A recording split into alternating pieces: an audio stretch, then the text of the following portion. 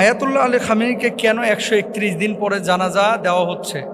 বাংলাদেশ থেকে দেখলাম এনসিপির নেতারা গিয়েছেন, জামাত ইসলামের বড় বড় লিডাররা গিয়েছেন, স্পিকার গিয়েছেন, সারা পৃথিবী থেকেই কিন্তু এভাবে মানুষ এসেছেন। মূল কারণটা কি, যে কেন এত সময় কালক্ষেপণ করা হলো? মূলত 3টা কারণ পাওয়া যায়। মানে আমি তাদের আর্টিকেলগুলো পড়লাম, ওই দেশের পত্রপত্রিকা, যে কি কারণ।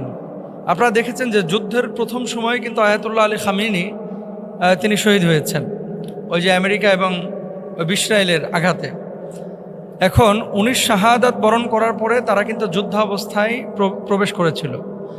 তো যেহেতু একজন রাষ্ট্রনায়ক, প্রসিদ্ধ রাষ্ট্রনায়ক তাদের, এখন সে সময় যদি জানাজা এবং দাফন কাফন করতে পারতেন, কিন্তু বিশ্ব লিডারদের সেখানে অংশগ্রহণ করাটা সম্ভব হতো না। বৈশ্বিক লিডাররা যেমন বাংলাদেশ থেকে গিয়েছে, এরকম সারা পৃথিবী থেকে মানুষ আসছে।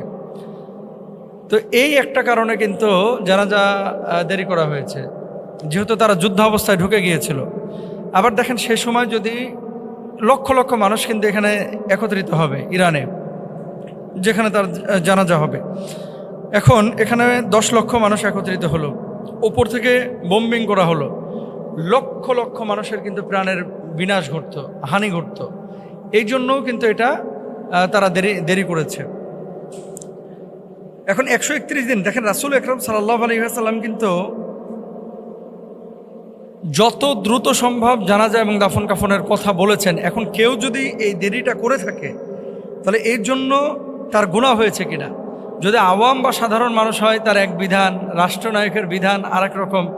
ব্যাপারটা এরকম না। যেহেতু এখানে একটা হাজত, যুদ্ধ অবস্থায় তারা প্রবেশ করেছিল এবং বড় সড়ো ক্ষতির সম্মুখীন হয়েছিল, এই জন্য তারা আপনার এটা দেরি করেছে।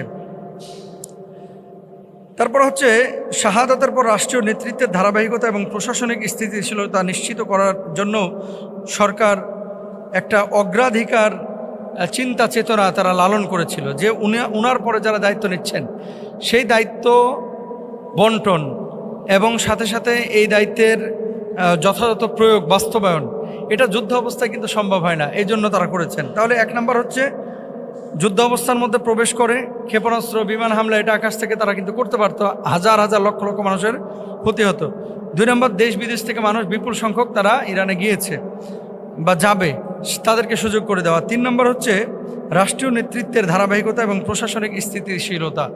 এই 3টা কারণে মূলত 131 দিন পরে জানাজার নামাজ হচ্ছে। এখন আপনারা যারা আমেরিকায় থাকেন, কানাডায় থাকেন, দেখেন এই বিষয়টা আয়াতুল্লাহ আলী খামেনিকে লক্ষ্য করে ঢালাওভাবে জায়েজ করার কিন্তু সুযোগ নাই।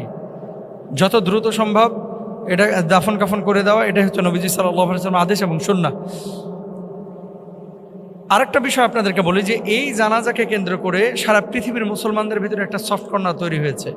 সবাই কিন্তু ঐক্যের কথা বলছি, সবাই ভালোবাসা মায়া দেখাচ্ছি, তারা আবার বাংলাদেশে এসে বা নিজ দেশে গিয়ে কিন্তু ইনফিরাতি ছোট ছোট বিষয় নিয়ে বিভাজন তৈরি করছে। এই জন্য আসলে মুসলমানদের ওয়ান উম্মাহ কনসেপ্ট অ্যাকসেপ্ট করা উচিত। 2 নম্বর, সারা পৃথিবীর মুসলমানরা একটা দেহের মতো, এটাই ভাবা উচিত। আল্লাহ আমাদেরকে বুঝদান করুক। আয়াতুল্লাহ আলী খামেনি রহিমাহুল্লাহকে তারা ভুল ত্রুটি ক্ষমা করে আল্লাহ মাফ করে দেন, আমিন।